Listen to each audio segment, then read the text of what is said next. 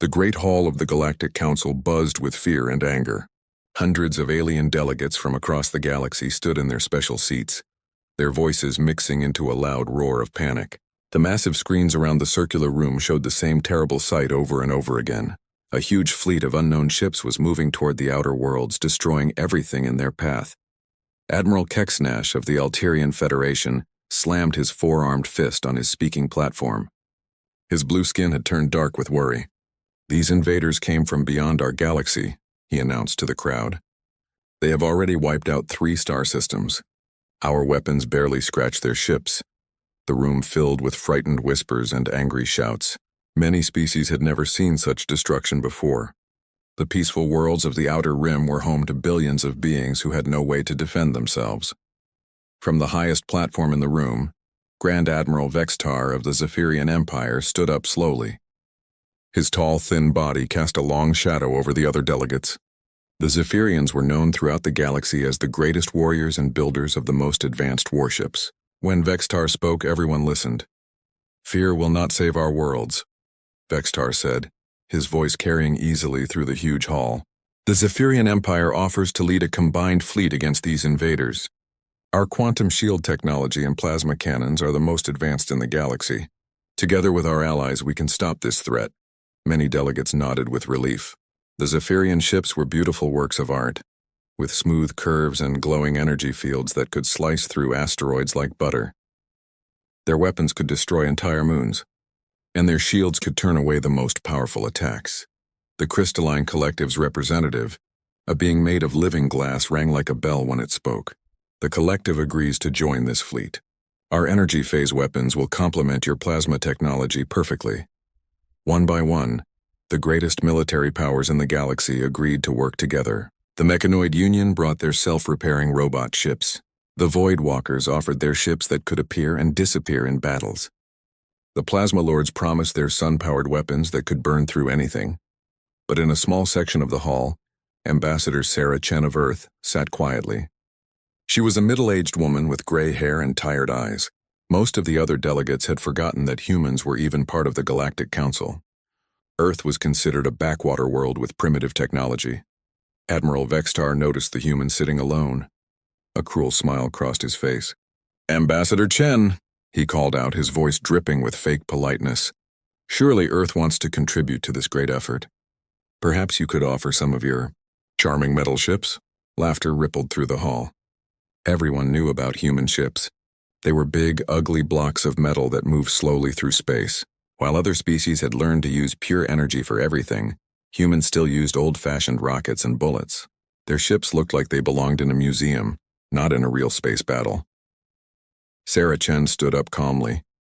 She was not tall or impressive like the other delegates, but something in her eyes made a few of the smarter aliens stop laughing. "Earth will defend its territory," she said simply. "Our fleet is already in position."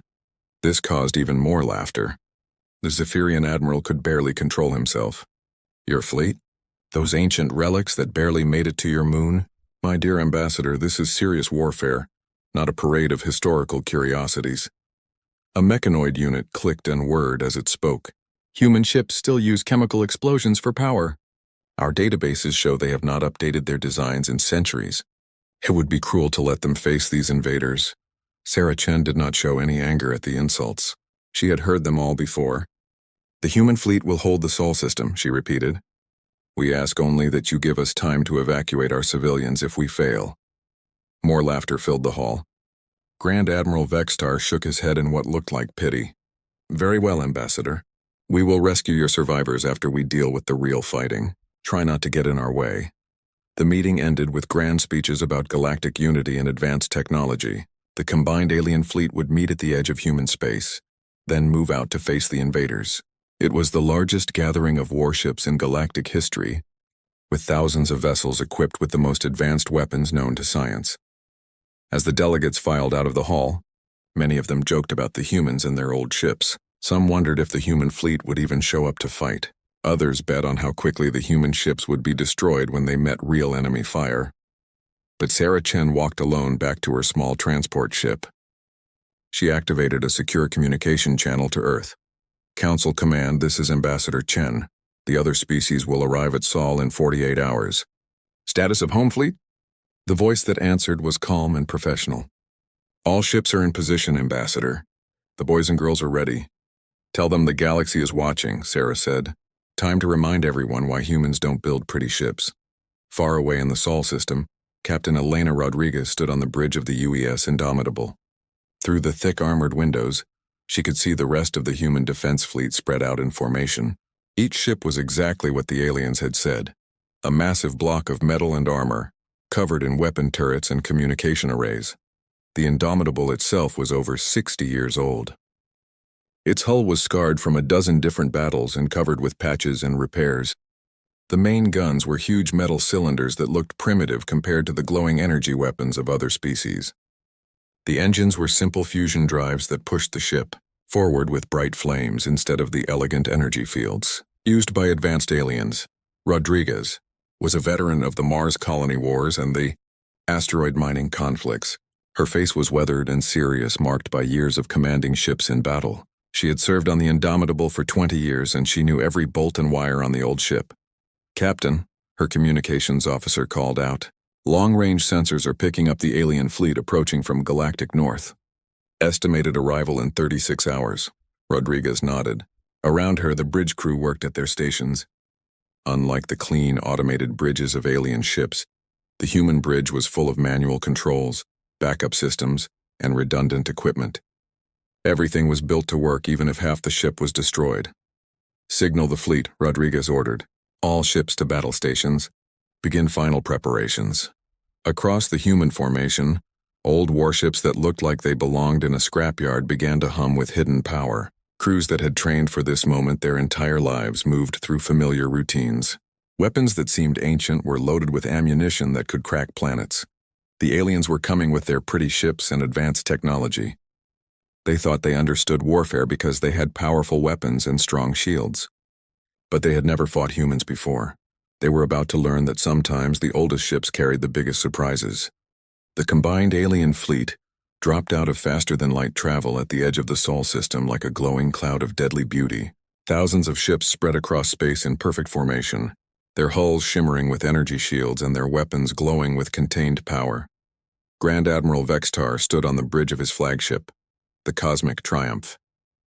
The ship was a masterpiece of Zephyrian engineering, shaped like a graceful bird with wings made of pure energy. Through the transparent aluminum windows, he could see his magnificent fleet arranged in attack formations that had been perfected over centuries of warfare. Report, Vextar commanded, his 4 eyes focusing on the tactical display. His weapons officer, a young Zephyrian with bright silver skin, looked up from his console with excitement. Sir, our scanners have located the human defensive fleet. They are positioned in a loose formation around the 4th planet, Mars, according to our star charts. Show me, Vexitar ordered. The main screen filled with an image that made several bridge officers laugh out loud. The human fleet looked exactly like the jokes they had heard at the Galactic Council. 67 ships hung in space like ancient metal boxes, their hulls dark and scarred. Compared to the elegant curves and glowing energy fields of the alien vessels, they looked like chunks of old metal that someone had forgotten to throw away. By the 7 suns, breathed Captain Thexley of the Crystalline Collective, his voice coming through the communication system. Are those actually warships? They look like cargo haulers from my great-grandfather's time. The mechanoid admiral's electronic voice crackled with amusement. My databases indicate those designs are at least 200 years old.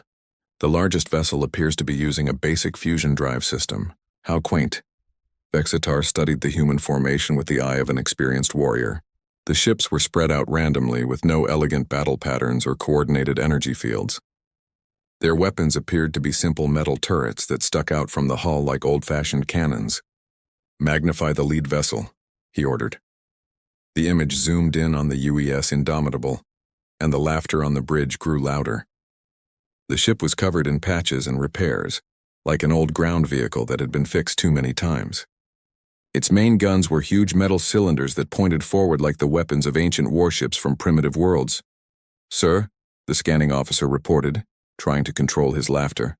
Their communication system is using simple radio waves, not even quantum encryption. Should we establish contact? Oh yes, Vextar said with a cruel smile. Let us speak to these brave warriors.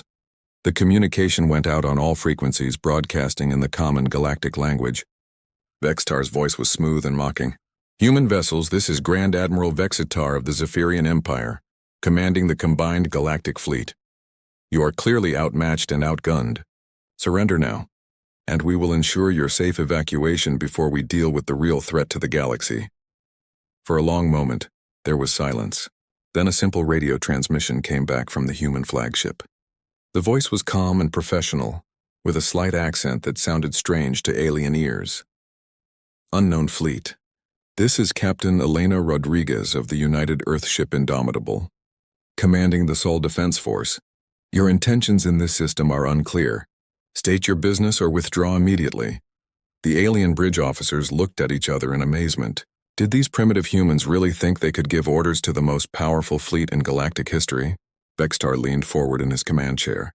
Captain Rodriguez, perhaps you do not understand the situation. We represent over 50 advanced civilizations. Our ships carry weapons that can destroy planets. Your ancient vessels pose no threat to us whatsoever. This is your final chance to surrender with dignity. Another pause, then Rodriguez's voice came back, even calmer than before. Negative. The Sol Defense Force will not stand down. Human territory is protected by human ships and human crews. If you wish to pass through this system, you will need to go through us. The bridge erupted in laughter. A Plasma Lord commander's fiery voice crackled over the communication system. Did they just challenge us to battle? With those museum pieces? Sir, the tactical officer reported, wiping tears of laughter from his eyes. Detailed scans show their armor is simple metal alloys. Their weapons appear to be kinetic projectile systems. They still use bullets and explosives. My readings indicate they are not even using proper energy shields. Vexitar stood up, his tall form casting shadows across the bridge. Through the viewing ports, he could see the human ships hanging in space like dark, silent threats. But they were not threats at all. They were relics from a bygone age, manned by a species too stubborn to understand how outclassed they were. All ships, prepare for battle, Vextar announced to his fleet. Weapons to minimum power. We do not want to vaporize them completely. Perhaps we can disable their engines and take some prisoners for study. It will be interesting to see how these primitives have survived so long with such ancient technology. Across the alien fleet, thousands of weapon systems came online. Plasma cannons glowed white-hot, energy lances crackled with contained lightning, and quantum disruptors hummed with the power to tear apart atomic bonds. The combined firepower was enough to crack a moon or boil away an ocean. In contrast, the human ship sat silent and dark. No energy signatures, no glowing weapons, no sign of advanced technology at all. To the alien sensors, they looked dead in space, powered only by their primitive fusion reactors.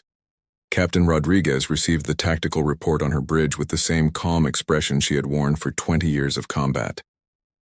They're powering weapons, her sensor operator reported. Energy readings are off the charts, Captain. Every ship in that fleet could destroy a city by itself. Acknowledged, Rodriguez replied. She looked around her bridge at the men and women who had served with her through the Mars conflicts and the asteroid wars. They were all veterans, all professionals, all ready to do their job. Signal the fleet, she ordered. All ships to condition red. Weapons free. Prepare to engage. Throughout the human formation, old warships that had seemed dead suddenly came alive, but not in ways the aliens could understand. Instead of glowing energy fields, they showed heat signatures from dozens of hidden systems. Instead of exotic weapon displays, they simply turned their ugly metal turrets toward the enemy. The aliens had made their first mistake. They thought they understood what they were looking at. They saw old ships with old weapons and assumed they were fighting an old enemy. They were about to discover that there is a difference between old and obsolete, between primitive and ineffective. The human fleet had been built for one purpose, refined through centuries of warfare, and crewed by people who had learned that in space combat. It did not matter how pretty your ship looked. It only mattered if your ship could kill the enemy and survive to fight again. All ships, stand by for engagement, Rodriguez announced calmly. Remember, these aliens have never fought humans before. Let's show them what they missed in those fancy academies of theirs. The alien fleet began to move forward, confident in their technological superiority. Behind them, the real invaders from beyond the galaxy watched through their own sensors, curious to see how these two forces would fare against each other. The stage was set for a battle that would change how the galaxy thought about humanity forever. The first alien attack came like a storm of rainbow-colored death. Thousands of energy weapons fired at once, filling space with streams of plasma, quantum lightning, and pure destructive force. The beams struck the human ships in brilliant flashes that could be seen from Mars itself. On the bridge of the Cosmic Triumph, Grand Admiral Vextar watched with satisfaction as his fleet's opening salvo hammered the primitive human vessels. The energy readings from the impacts were enormous, enough to vaporize any normal ship several times over. Direct hits across their entire formation, his weapons officer reported with excitement. "Sir, those ships should be nothing but vapor by now." But as the brilliant flashes faded, something impossible appeared on the tactical displays. The human ships were still there. Not only were they undamaged, but their energy signatures were actually growing stronger. "What?" Vextar demanded, leaning forward in his command chair. "Scan them again." "Those readings cannot be correct." His scanning officer's hands danced over his controls, his silver skin turning pale with confusion. "Sir, the readings are accurate. Somehow their power output is increasing. It's as if our weapons are feeding energy into their systems instead of destroying them." Across the alien fleet, similar reports flooded the communication channels. Captains who had been laughing moments before now spoke with growing concern and confusion. "Impossible," declared Captain Thexley of the Crystalline Collective. "Nothing can absorb that much plasma energy and survive. Their ships should be molten metal by now." But the human ships hung in space, dark and seemingly unchanged. Only the subtle energy readings told the true story of what had just happened. Deep within those ugly metal hulls, systems that the aliens had never imagined were quietly converting their energy attacks into power. On the bridge of the Indomitable, Captain Rodriguez watched her power displays climb steadily upward. "Energy absorption at 90% efficiency," her engineering officer reported with a slight smile. "All capacitor banks are charging nicely, Captain." "Thank you, Commander Hayes," Rodriguez replied calmly. Around her, the bridge crew worked at their stations with the professional calm of people who had expected exactly this result. The Indomitable's hull looked like simple metal to alien scanners, but appearances were deceiving. Hidden beneath layers of ablative armor were metamaterial grids designed to channel energy attacks directly into the ship's power systems. What looked like primitive metal plating was actually a complex system that could absorb and redirect almost any form of energy weapon. This technology had been developed during the Mars colony wars, when human ships had faced energy-based mining lasers turned into weapons. Instead of building stronger armor, human engineers had learned to make armor that could drink energy attacks and grow stronger from them. Admiral Vextar stared at his displays in growing alarm. "Fire again!" "Maximum power. All ships concentrate fire on the lead vessel." The second barrage was even more intense than the first. Every ship in the alien fleet poured energy into the human flagship, enough power to crack a small moon. The space around the Indomitable turned white-hot with contained fury, and when the light faded, the old human ship was not only intact, it was moving. "By the seven suns," breathed Vextar as his sensors showed the impossible truth. The human ship was accelerating directly toward his fleet, its primitive fusion drive suddenly blazing with power that seemed impossible for such an old design. What the aliens did not understand was that human fusion drives were not primitive at all. They were variable output engines that could run on minimum power for years, or push their reactors to dangerous limits when battle demanded it. While alien ships relied on steady, efficient energy sources, human ships were built like coiled springs, ready to release enormous power when needed. Across the human formation, 67 ships that had seemed dead in space suddenly roared to life. Their engines flared like newborn stars as they surged forward, closing the distance to the alien fleet with startling speed. "This is impossible," Vextar shouted. "Those ships should not be able to move that fast. Our intelligence said they were slow and clumsy." His tactical officer's voice was tight with fear. "Sir, they are accelerating at 12 standard gravities. At their current rate, they will be within our formation in 18 minutes. All ships evasive maneuvers," Vextar ordered. "Do not let them close the distance." But the alien fleet, for all its advanced technology, had been designed for long-range energy combat. Their ships were fast and maneuverable, but they were not built for the kind of brutal close-quarters fighting that human ships were made for. The Zephyrian vessels were works of art, with graceful curves and delicate energy projectors. They were perfect for elegant battles between civilized species who fought with honor and style. But they had never faced an enemy that built ships like hammers and fought like cornered animals. Captain Rodriguez stood calmly on her bridge as the distance to the enemy fleet shrank rapidly. Through the armored viewing ports, she could see the alien ships beginning to scatter, their beautiful formations breaking apart as panic set in. "Captain," her weapons officer reported, "we are approaching optimal firing range. All guns are loaded and ready." "All ships, this is Indomitable," Rodriguez announced over the fleet communication system. "Time to show these pretty boys what real warships look like. Weapons free, engage at will." What happened next would be remembered in military academies across the galaxy for centuries. The human ships, ugly and scarred as they were, opened fire with weapons that the aliens had dismissed as primitive relics. But there was nothing primitive about a railgun that could accelerate a tungsten rod to 15% of light speed. There was nothing obsolete about missiles that used quantum-encrypted guidance systems immune to alien jamming. There was nothing ancient about nuclear warheads that could crack asteroids in half. The first human salvo tore through the alien formation like a hurricane through a flower garden. Railgun rounds moving at incredible speeds punched through energy shields as if they were not there, turning beautiful alien ships into expanding clouds of debris. Missiles that looked like simple chemical rockets suddenly revealed guidance systems more advanced than anything in the alien fleet. They twisted and turned through defensive fire, their artificial intelligence minds calculating paths to targets with inhuman precision, and behind the kinetic weapons came the nuclear fire. Warheads that had been designed to destroy asteroid mining facilities released their fury among the alien ships, turning the elegant vessels into brief, bright stars. "Shields are useless," screamed a mechanoid captain over the communication system. "The projectiles are moving too fast. They punch right through our energy barriers." "My ship is hit," reported a Plasma Lord commander. "Hull breach on all decks. We are losing atmosphere." Vextar watched in horror as his beautiful fleet was torn apart by weapons he had thought were museum pieces. His tactical display showed ship after ship going dark as human fire found its mark with deadly precision. "How?" he whispered, staring at the approaching human vessels. "How are they doing this?" The answer was simple, but it was one that the advanced alien civilizations had forgotten in their pursuit of elegant technology. The humans had never stopped fighting each other. While other species had achieved peace and focused on making their weapons more sophisticated, humans had spent centuries making their weapons more deadly. Every human ship was a veteran of multiple conflicts. Every weapon system had been tested in actual combat. Every design had been refined through the harsh teacher of battlefield experience. The aliens had built ships to impress other aliens.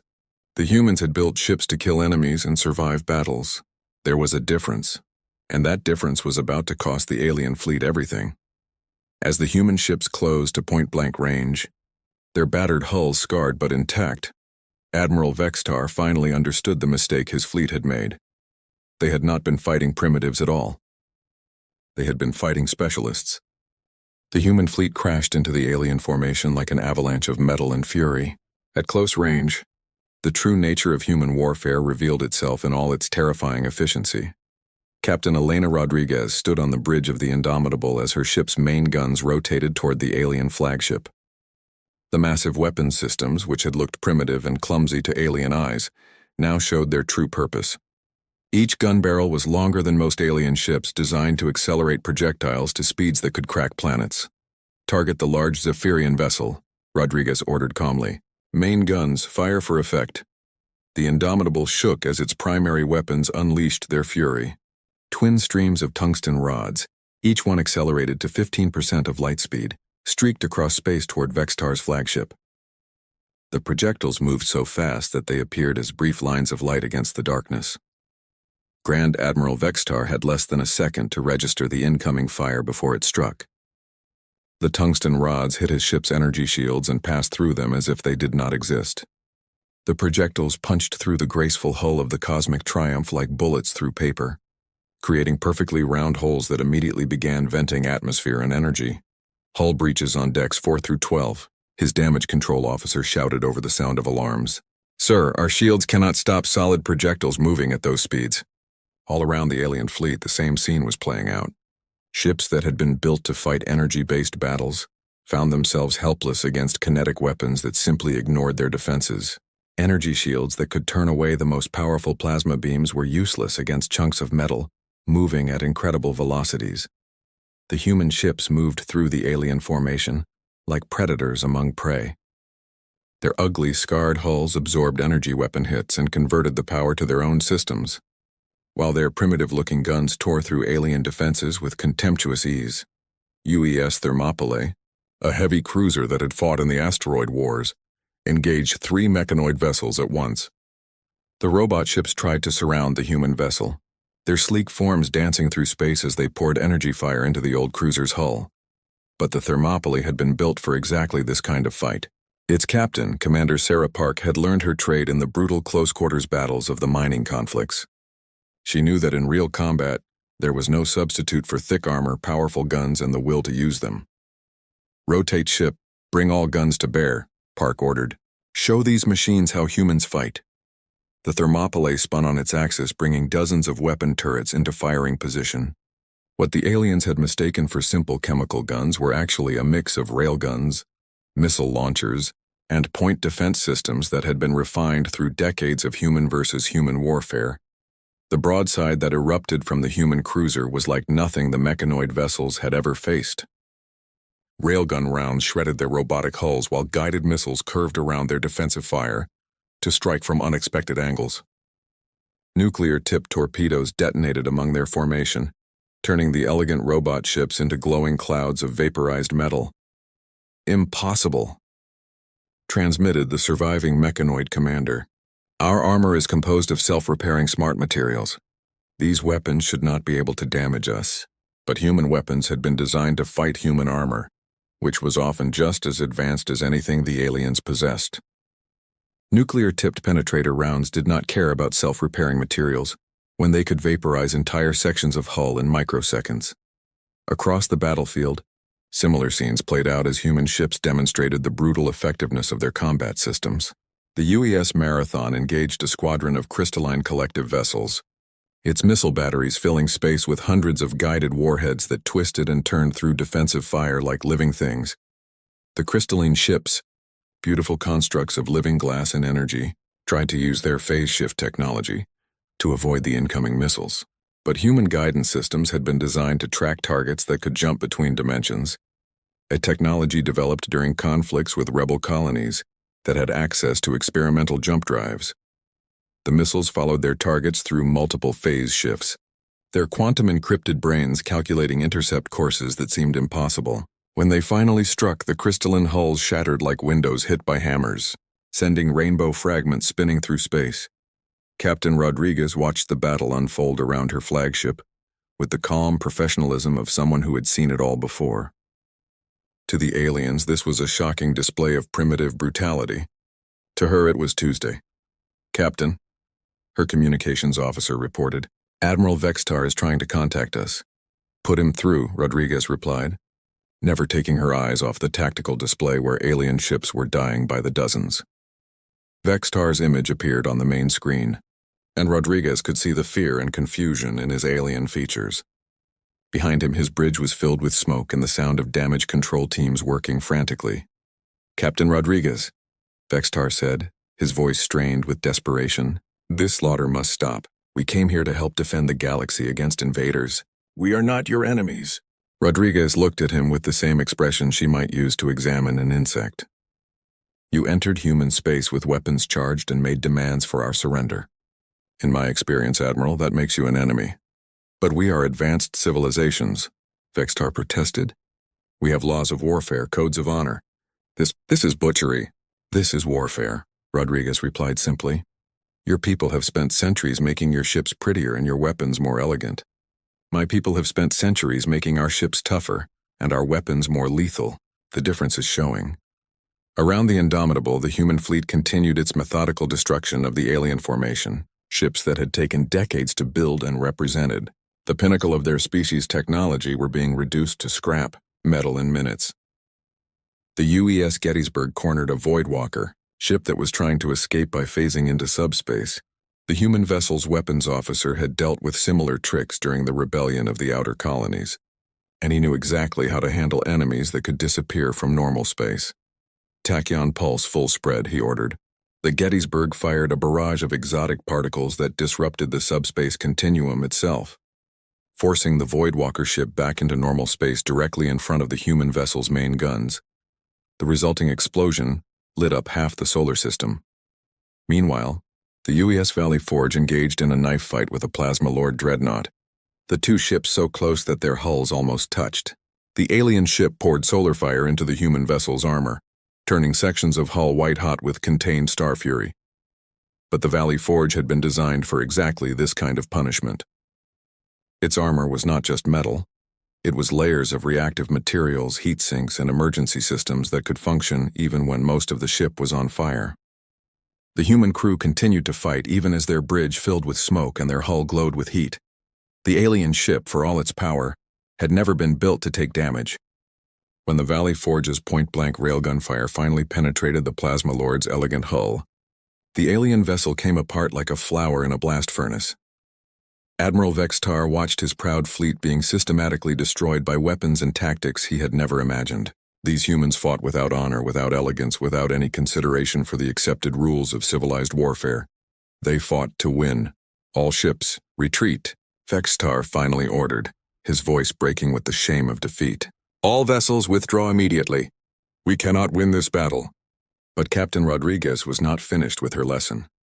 Negative, Admiral, she said over the open channel. You came here to judge human capabilities. The demonstration is not yet complete.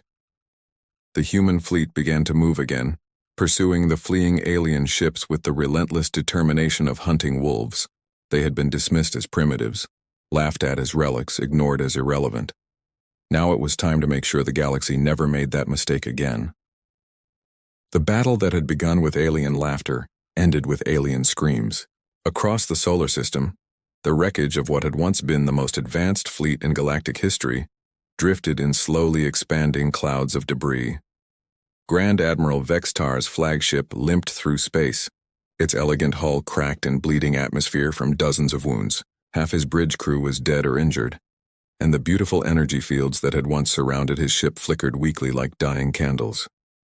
Casualty report, Vextar demanded, though he already knew the answer would be terrible. His surviving tactical officer, her silver skin burned black from electrical fires, looked up from her damaged console. Sir, we have lost 68% of the fleet. Most of the survivors are heavily damaged and barely able to maintain life support. 68%. Nearly 7,000 ships representing 50 different civilizations and centuries of technological advancement had been destroyed or disabled by 67 human vessels that looked like they belonged in a museum. How many human ships have we destroyed? Vextar asked, though he dreaded the answer. None, sir, came the whispered reply. Several human vessels show battle damage, but all remain operational. Their casualty reports indicate minimal crew losses. Vextar stared at the tactical display in disbelief. The human ships hung in space around his fleeing survivors like dark wolves surrounding a wounded herd. Their hulls were scorched and scarred from the battle, but not one had been destroyed. Not one had even been disabled. The communication board crackled to life with the voice of Captain Rodriguez. Her tone was as calm and professional as it had been at the beginning of the battle, as if the complete destruction of a galactic fleet was simply another day's work. Admiral Vextar, this is Captain Rodriguez. You are ordered to withdraw from human space immediately. Any vessel that attempts to return will be destroyed without warning. Wait, Vextar called out desperately. Captain, please. We must speak. The real threat to the galaxy is still out there. The invaders from beyond our borders, they are the ones we came to fight. There was a pause, then Rodriguez's voice returned with a slight note of interest. Explain. There is a fleet of unknown ships moving through the Outer Rim territories, Vextar said quickly, afraid that the humans might start shooting again at any moment. They have already destroyed 3 star systems. Our combined fleet was formed to stop them before they reached the core worlds. Another pause. When Rodriguez spoke again, her voice carried a hint of something that might have been amusement.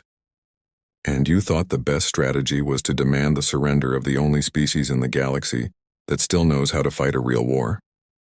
The truth of that statement hit Vextar like a physical blow. In their arrogance, they had tried to push aside the one military force that might actually be able to help them. Worse, they had revealed their own weakness and incompetence in the most humiliating way possible. "Captain," Vextar said, his pride finally cracking completely, We need your help. Our weapons and tactics are useless against enemies who do not follow the accepted rules of civilized warfare. But your people, you fight like they do. Like killers. We fight like survivors," Rodriguez corrected him. "There's a difference. We don't kill because we enjoy it, Admiral. We kill because we're very, very good at it, and because sometimes that's what the situation requires." Through his damaged viewports, Vextar could see the human ships slowly moving back to their defensive positions. Even now, after demonstrating their overwhelming superiority, they maintained their formations and kept their weapons ready. These were not conquerors or glory seekers. These were professionals doing a job. "What do you know about these invaders?" Rodriguez asked. Vextar quickly transmitted what little data his fleet had managed to gather. Ships of unknown design, using weapons that ignored conventional defenses, showing no interest in communication or diplomacy. They simply appeared, destroyed everything in a system, and moved on to the next target. "Sounds familiar," Rodriguez said after reviewing the data. "Mass extinction events, total destruction of infrastructure. No apparent interest in conquest or negotiation." Captain Martinez's analysis. Another human voice joined the communication, calm and analytical. "Classic extermination pattern, Captain. Similar to the Titan Corporation's scorched earth tactics during the Jupiter conflicts, but on a much larger scale. These invaders aren't trying to conquer territory.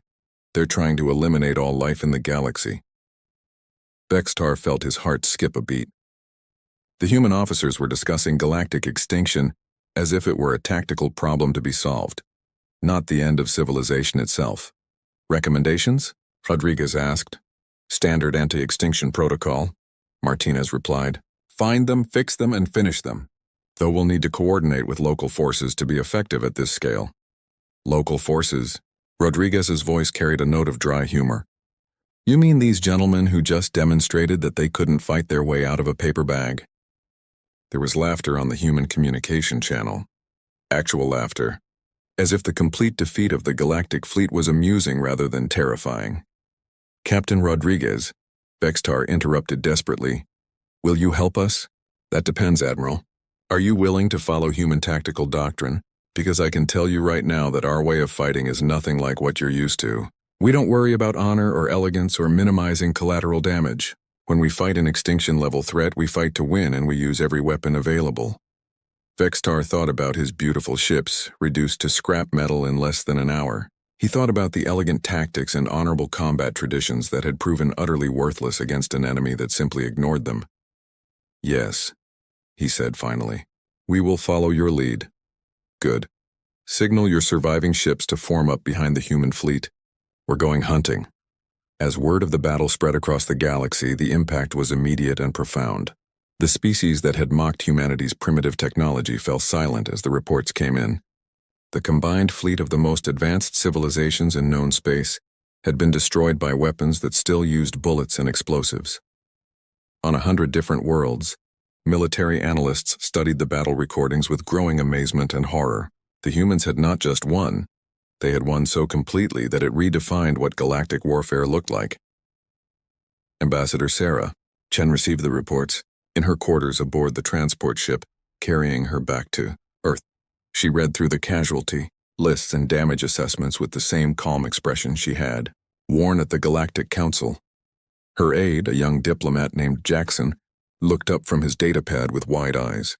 "Ambassador, the galactic media is calling it the most one-sided military defeat in recorded history. Some of them are saying that humanity represents a threat to galactic peace." Sarah Chen smiled for the first time in weeks. "Let them think what they want, Jackson.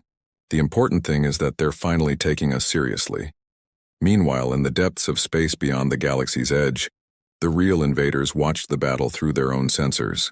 Their artificial intelligence systems analyzed the human tactics and weapons with cold, calculating precision. For the first time since beginning their campaign of extermination, they encountered something unexpected. A species that fought the way they did. A species that built weapons for killing rather than showing off. A species that treated warfare as a profession rather than an art form. The invaders began to recalculate their plans. The galaxy's defenders were not as weak as they had assumed. At least some of them knew how to fight a real war. Back in the Sol system, Captain Rodriguez stood on her bridge and watched the alien survivors form up behind her fleet. They flew in ragged formations, their beautiful ship scarred and broken, their crews humbled by defeat. But they were still alive, and they were still willing to fight. That was something she could work with. "All ships, this is Rodriguez," she announced to the combined human and alien fleet. "Set course for the Outer Rim territories. Time to show these invaders what happens when they threaten our galaxy." The human ships turned toward deep space, their ugly hulls scarred but intact, their crews ready for whatever came next. Behind them followed the remnants of the Galactic fleet, no longer laughing at the relics from Sol. They had learned the hard way that sometimes the oldest ships carried the biggest guns, and the most primitive species knew the most about war. The galaxy would never underestimate humanity again.